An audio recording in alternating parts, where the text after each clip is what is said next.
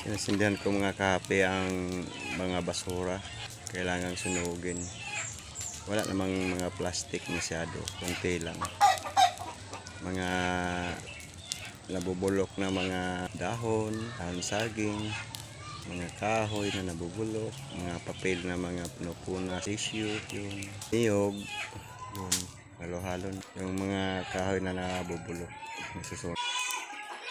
Sunog, makapal yung usok kanina, pero yung makapal yung usok, kaya nagkagulo kasaglit yung wala nila, sulog na talaga. Makapal kasi ang usok, yun, binubuhusan ng tubig, naapula yung usok, nawala yung usok, medyo mga apoy-apoy konti na lang, naapula yung apoy. Yun. Ngayon, sinisindihan lang yan sa basura.